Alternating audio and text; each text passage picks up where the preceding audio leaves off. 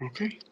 And we are live. Back to another episode of A Podcast. Your host, Stephen Maxted. And today we have Thomas Schneider with Tommy's Pizzeria. And Tommy, thank you for joining us on here. As I just mentioned, it came up in discussion with me and my team. We were talking pizza and some unique toppings. I actually happen to have that unique topping to the right of me here off screen. We'll take it to about mid episode here to bring that up. We had some curiosity to see if you'd ever heard of this before. But why don't I pass it over to you and we can enlighten the listener a little bit here about what your, a little bit about you, and then we'll get into your story as we talk today. So, Okay, cool. So yeah, I'll go back to when I was 15. I had just moved back from Hong Kong. I was living there for a couple of years going to school, and I got a cool. job at Doughboys Pizzeria on Pembina through I one of my remember friends. Doughboys. Yeah, Yeah. her dad owned it, and I worked there for up until I moved to Texas, which I'll get into in a little bit. But yeah, I worked there for about 3, 4 years, and it was a really great experience. He had his family there working with him, his kids, and one of his friends, and it was just a really great work environment. And I realized that I loved making pizzas, and I realized that one day I wanted to own my own restaurant, you know. And so what I did was throughout university, I started looking at franchises and I landed on a Cool. Papa John's pizza franchise. So I Okay. left university at 19 and I started the application process to get a Papa John's pizza franchise. I probably looked at like 40 or 50 other ones, but they had a really great incentive program going at the time. And the founder started very young, started small. I really liked the story. Yeah. So I ended up going to Texas. I was just outside of Fort Worth, Texas, and I opened up my first Papa John's pizza franchise. Probably I was at 20 by the time it opened, but they awarded me the franchise at 19. And I up and moved to Texas, and I built Cool. it was an office building before, and I turned it into the Papa John's franchise. And yeah, it went really well. A year later, I opened a second franchise about 30 minutes north. And I owned and operated those for 5, 6 years. And then I sold them and I moved back to Winnipeg. And then I was going to figure out my next move. My dream was always to open my own restaurant. And I decided to go into Trans Canada Brewing Company with my friend Matt Tallman. He was opening up a brewery and he said, "Hey, we need some food to go along with the beer." And I thought that Yeah. would be a really great way to get my name into the city and see if how people liked my pizza. So I wasn't just going to do the normal Papa John's pizza because that's not going to cut it. I learned. So Yeah. I went to Tony Gemignani's International School of Pizza. So I went twice. I got trained in Neapolitan and Italian style, and then I got trained in like Detroit style and Chicago style and New York Sick. style stuff like that. So that was Yeah. really fun. So I wanted to make sure I could cover all different aspects and see which kind of pizza Winnipeg liked the most. So it was a really great Awesome. step. Before the brewery opened, I had about a year to come up with different menus and to have people try the pizzas. Cool. And I probably went through 100 different pizzas before figuring out our first menu. So that was really cool to have that kind of time to come up with a menu and development and see, get a lot of blind taste testers in there for different products as well. And yeah, after about a year and a bit, I started looking for locations and I found the Tommy's on Corden. I found that spot on Corden, and it's been Good. about 3.5 years since I opened that. And it wasn't the best time to open, but somehow I yeah, somehow we're still Yeah. going and I made it through and I'm doing the best we can. So yeah. That is awesome. And I definitely, I remember you as a local Winnipegger here, and it's great to hear your story about traveling, going away, running those businesses. I mean, see some obvious huge wins there just in terms of the population that you would have had the ability to sell to down there. In terms of those community sizes, like they'll have a suburb that's like 1 million people, and that's like Winnipeg. So Yeah, in terms of your market there, but I'm sure it's equally competitive to get in front of those folks with other pizza places. yeah, As far as that goes. So that is really cool. And you've taken the steps to really educate yourself on different style of cooking. I mean, like I said, I had the pleasure of trying it when it's at Trans Canada. I have been to the restaurant a few times over the last how many years have you been there for? Three? like 3.5 years now. Three? Yeah, three. Okay. Yeah. Yeah. So I used to a few times sat on the patio. It's a great spot over there. And what is the style of pizza then that you do or did? It's all kind of been similar, right? To my understanding. Maybe there's like a Yeah. one-off like special, but it's not. It's pretty consistent. Like Yeah. yeah, whatever that is. That more Italian style then, or So it's like Neapolitan, New I guess. York style with a little Italian touch to it with some of the toppings, but the crust is Yeah. definitely New York style.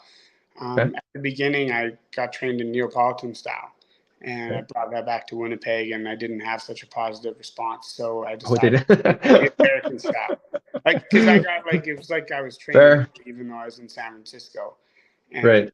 um, so yeah, people weren't really into the true Neapolitan style, so I had to Hmm. make a few adjustments, and yeah, What makes it different between the styles? Like I know, like speaking from trying stuff experience and being there too in Chicago, they have the deep dish, right, and then you see what's his name? I'm blanking. Barstool Sports guy running yeah, around like trying to one bite, everyone knows the rule kind of thing. And he's always yeah. got different styles. So like what would those styles compare to what we kind of see online? Sure. So I tried to do the Chicago deep dish in Winnipeg. I knew Yeah. how to make it. I tried to sell it in the restaurant, and people weren't really going for it because the price point, I think, at the time was like $60 or something I needed to sell it for. It Right. literally had Because it's 4 pounds of cheese on it. And it featured like 4 to 6 people, and people couldn't really grasp that. And, I'd love to try yeah. selling that again. I think I'm going to Yeah. launch a new style, hopefully, at some point before the year end here. I'm going to Cool. launch a new style of pizza. But currently, I do like New York style and Detroit style. And Detroit Okay. styles over the years has become more and more popular in Winnipeg, which is great to see. I only do about 15 of each size a day, and they tend to sell out now. So I'm really liking that people are enjoying the Detroit style. It's something different. It's like a square pizza with hardened aged cheddar around the crust, and the sauce goes on top of all the toppings and the cheese. And Interesting. the reason I went into pizza is because there's literally, I think, 70 plus different styles of pizza. So you're never going to run out of things to learn and to experiment and try. And Yeah. so yeah, I'm just slowly going to keep trying new styles of pizza and see how Winnipeg reacts to it. So that's where that's where it's fun for me. Well, that is so cool. We do this thing every year within my girlfriend's family. We call it Pizza Wars. And at the end of summer, we do it at the cabin, and everyone makes a different pizza and has a little Yeah. skit to go along with it. We actually won this year, no big deal. But Okay, right I on. use my marketing skill set to enhance the experience. We'll call it. We did like boxes and had labels and everything on there with Okay. with my company Type A on there as like a joke. But now I'm gonna have to pick your brain after this, maybe about how to Sure. keep that winning streak alive. I'll have the insider track on some enhanced knowledge. This is kind of a funny thing that we do, but everyone does kind of probably not as direct on purpose, different styles of Yeah. pizza. It's probably more they're just picking different ingredients to put on there and having fun with it. But Yeah. yeah, I kind do of a fun something thing. similar like that. I travel around the world competing in pizza competitions. Okay, I thought that we had I didn't read as much on the website before, but I'd known about like as I mentioned a little bit about the story. So how does that work?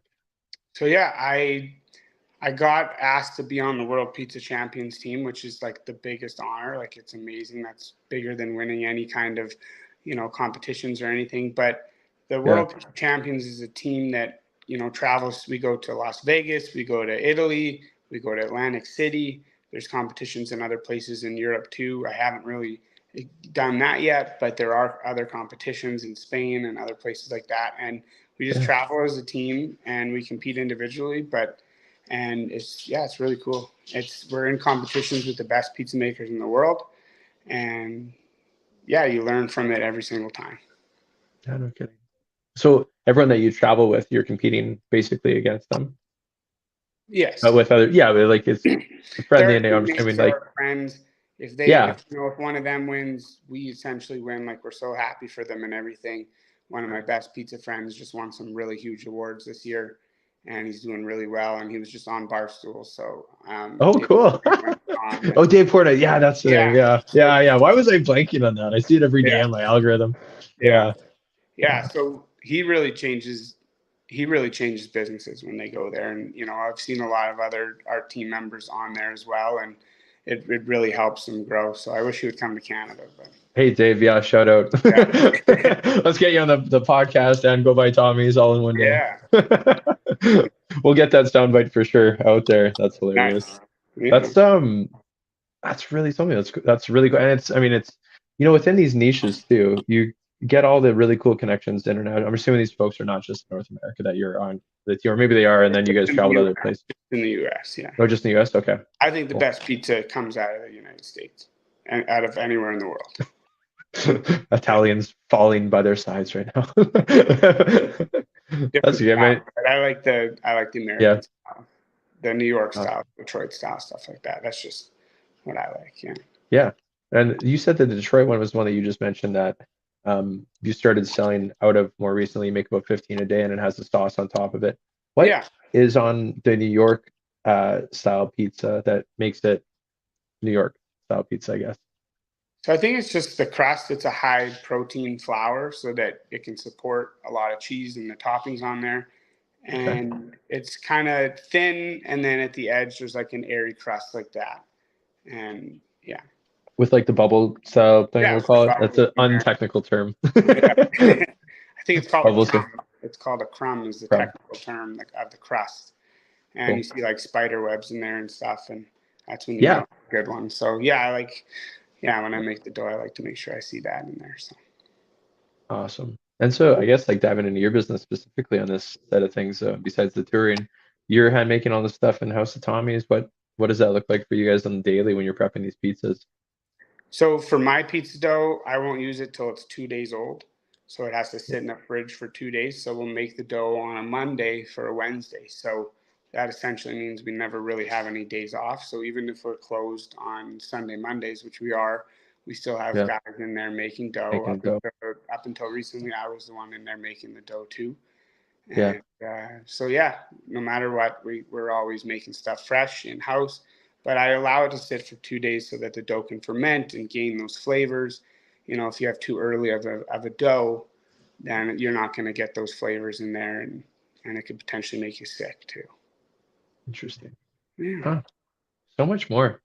There's a lot of things behind making pizzas that I had no idea about. So it was a little bit of a learning curve at the beginning. And even the temperatures outside, we have such drastic temperature changes here, like 30 plus Celsius in the summer, minus 30 in the winter. So things need to be adjusted for that. In the summer, we put ice in our dough. We have to put the flour in the fridge before we use it, things like that. And every day is different. So we just got to monitor that and make sure that we're trying to keep the quality as good as we can.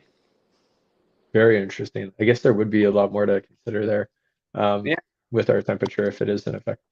What's the part of the weather that is it just, it's just pure temperature, even though you guys are in a building, there's obviously temperature exchange within that, or is it a humidity factor that the door? The doors opening and stuff. Humidity plays a huge part in it as well. And just temperature and humidity are things we need to watch out for. What's another fun fact, Tommy, about pizza besides like the dough? And you mentioned something that cued in my brain right away, but like it being the higher protein. This is stuff that you focus on. Other ingredients, things, the knowledge that you picked up over the training and the years. What's something that else that sticks out for you as an interesting fact? That's a tough thing to throw at you like that. You can pretty much almost put anything on a pizza, and it's probably tastes good. Great segue then. As we talked about. Okay, so this is how this whole thing started, about throwing it out there to the universe on the thing about the interesting ingredient, because I got talking with my folks that help me run my businesses, and I was like, hey, what's the craziest thing you've ever seen on a pizza? Like, what's your favorite pizza? Just growing. We're talking about different stuff at the end of our calls. And one person said this, and like I said, I have it right here. I saw a banana on a pizza one time, and I was like, is this real? And I Googled it, and then I was like, that's why I was like, I need to talk to someone about this. Is this a real thing that there is banana on pizza? I don't think it's that common. Was it a dessert pizza, or was it like a normal pizza with like a meat topping or something on it? Self-research here. I'll pull it up again for my own reference. I believe it looks like a regular sauce pizza, bacon and banana pizza. bacon and banana pizza. What country did that come out of? Okay, so we tried looking into that too a little bit before. It was kind of scattered. I think it's kind of one of these things where people are, but I had that thought too. Maybe it's more of Yeah, like a cultural thing in certain countries, and I don't know why my brain said like South America, maybe, yeah, or maybe Central, South like down America, that way, like is like maybe Asia, maybe Asia. a Yeah. actually a Swedish. Oh yeah, right. This came Sweden. up too. Okay. A Swedish favorite. It says banana curry pizza. There you go. Banana Yeah. curry pizza. That's interesting. Yeah. And then there is the dessert pizza. That's probably where your head was going. It's like kind of like Yeah. a like crusted bun chocolate or Nutella style thing with banana on there. That would make lots of sense. Yeah, But for the sure. others, Yeah. like, do you guys ever make dessert pizzas? I feel like you must have over the We years. have over the years, and I think Yeah. in the next few weeks here, we're going to launch some as well. Are So we keep doing an eye any out. pumpkin spice pizzas given it's fall time and I don't know about pumpkin spice. We'll see. We'll see. I have some really incredible pizza makers and chefs in my restaurant, and I like to let them try to come up with some things to get their creativity out. And Yeah. a lot of the time they come out with amazing pizzas. Sometimes things I wouldn't even think of. So I learn from my team as well. Oh, that's awesome. Yeah. Is there anything that you thought was going to be good flopped? Like it was surprisingly not as good as you thought it might be, like a combination that just didn't work over the years at all? I tried making bagels and it didn't work. Like in They were terms of like a pizza incredible. bagel? Not even a pizza bagel, just like Oh, just pizza dough. bagels. And they tasted Yeah. so good. They just didn't take off. Pizza wise, um, I feel like they come and go. Like I had the pierogi pizza on for a while, and it was really Oh, good. yeah. And people stopped ordering it, and then I brought it back for a bit, and it was really good for a while. So I think having a good variety and changing the menu a little bit is good, and have the same core pizzas on there. I do a lot of interesting pizzas though. In 2019, I was in Italy, and I was in a competition. This was my first competition in Italy, and you have to get all your ingredients while you're there Right. because I brought all my stuff to make dough. So I brought my flour, I brought my yeast, and all the things that go into the dough, and you have to make it in your hotel or your hotel room.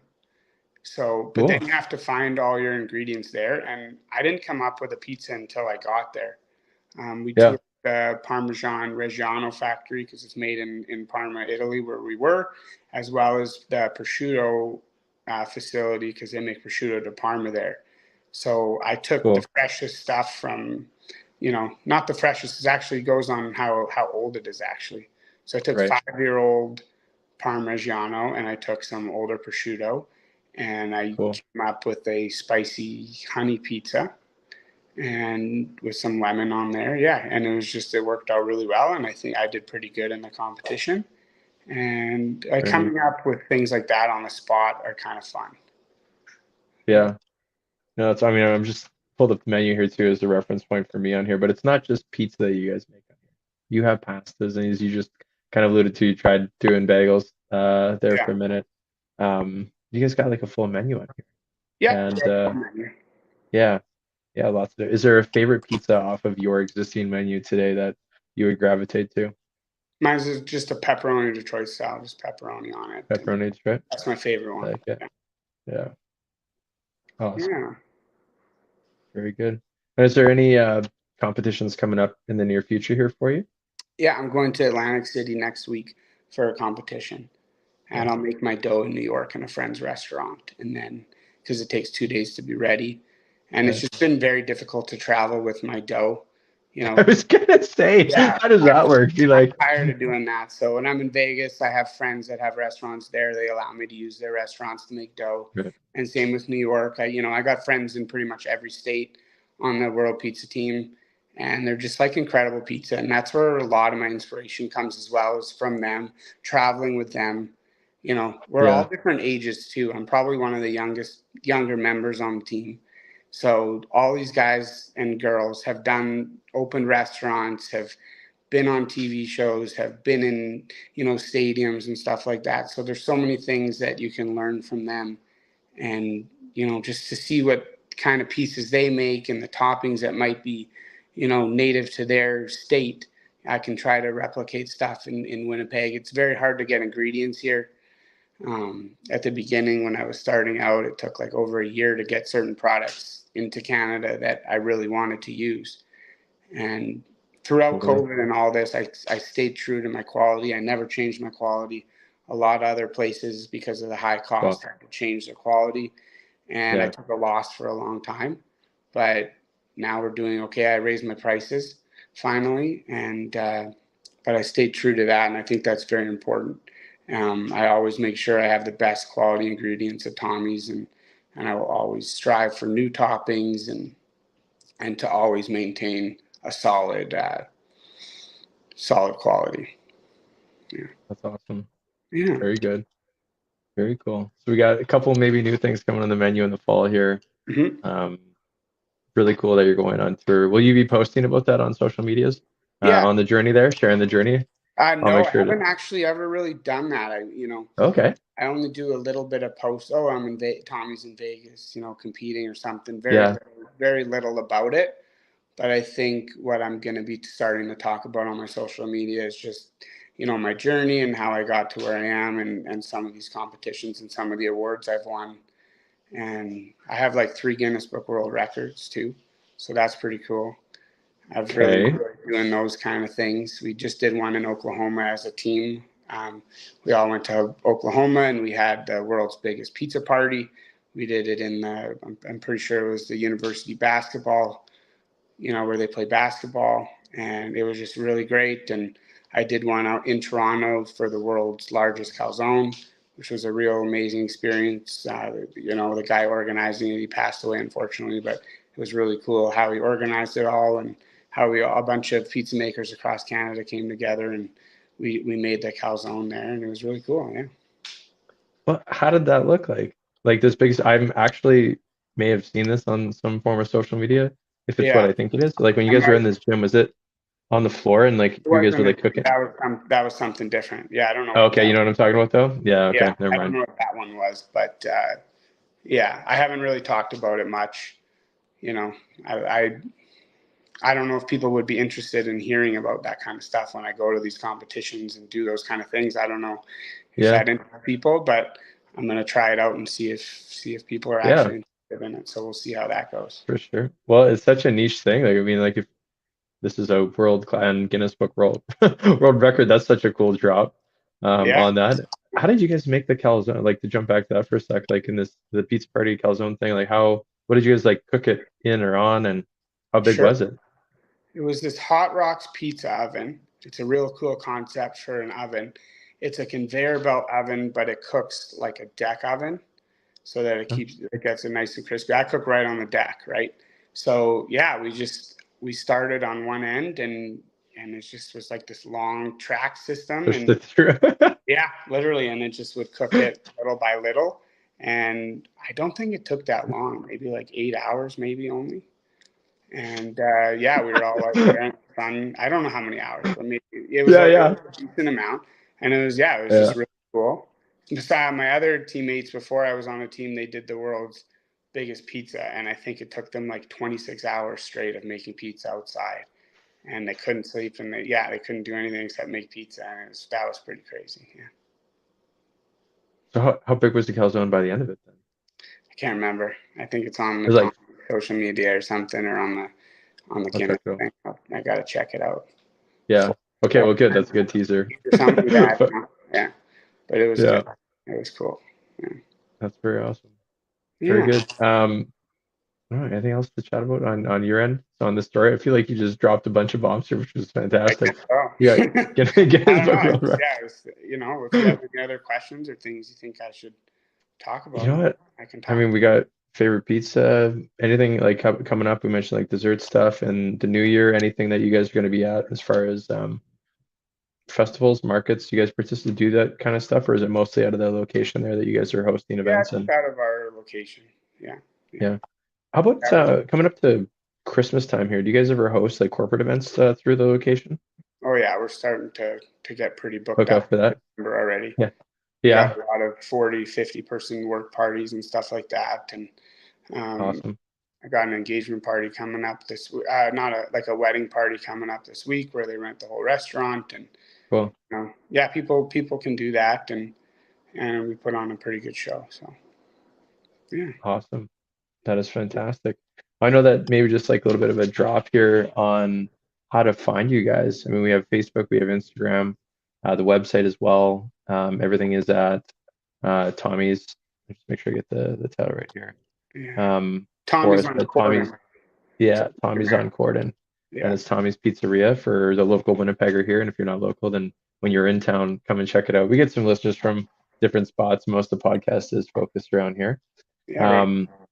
And you guys just wrapped up Burger Week. I'm noticing the top of the reel here is actually with burgers. How'd you guys end up faring on that? I'm not sure, how we did on that, but it was okay. I was still waiting for results.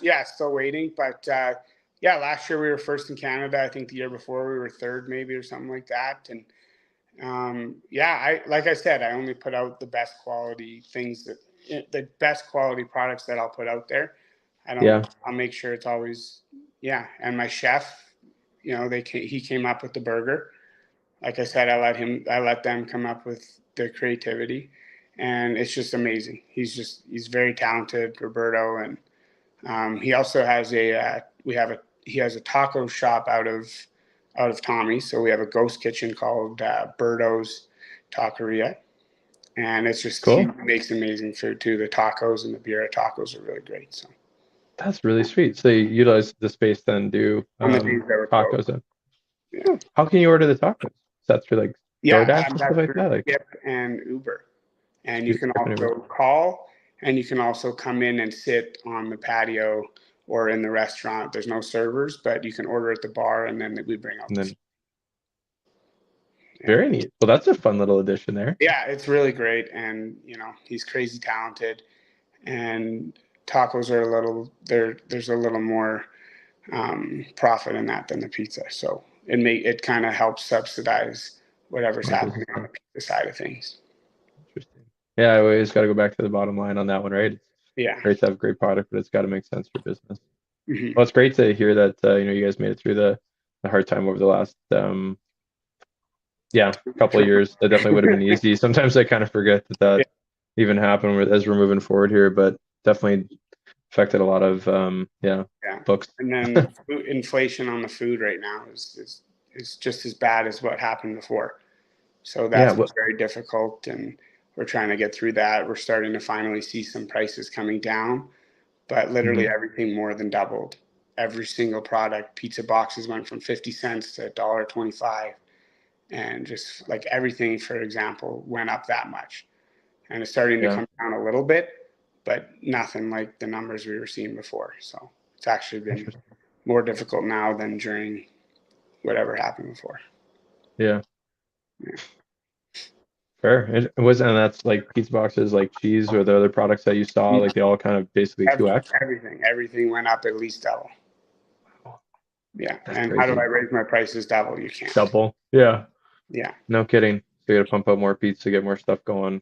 Come up with different ways and things like that. Yeah. Very interesting. Tough dilemma there. Well, I think that's good for me. We got how to get a hold of you, Instagram, Facebook, website. People can order online through different ordering services through you guys. Yeah. I'll let you, I don't know if you got a little message on there. Do you want to chat about that at all? Or maybe you're on your phone. Sorry. Yeah, sure. If you want to. If you want to do promo code, if you want. Is that what you're talking about? Yeah. I know we had chatted about before. If you want to drop that on here, we'll throw it out as a soundbite, see how that goes. You let me know what that looks like, though. You lead that part of the conversation. So why don't just when you call in to Tommy's to place an order, or you come and dine in, we'll give you 10% off if you use what promo code do you want to use? Type A or A podcast. Type A or A podcast. You make a call now on either one. A podcast, maybe we'll know where it came from. Perfect. So let's do that. And just text me text me it below, and we'll go from there. Okay, awesome. We will leave that for our listeners to see who got this far, and in the shorts we'll throw it out there to see how that rolls. And thanks for doing that. We literally just started happening this week, and we'll see if it helps get some more pizzas to the door. And Tommy, this has been an absolute pleasure. Thank you for educating us on the pizza world, talking as far as bananas go on the weird spectrum of things. Maybe we'll see it on one of your pizzas. And yeah, well, this podcast will be open hopefully by the end of the week online here. We'll have shorts going out after that. We'll make sure to tag you guys in there. Okay. And yeah, thanks so much. Good luck Yeah, thank on you. your journey in the contest here. We'll make sure to follow that from the podcast side of things and reshare as much as we can. All right. Thanks, Stephen. Have a great day. Awesome. Yes, you too. Thanks.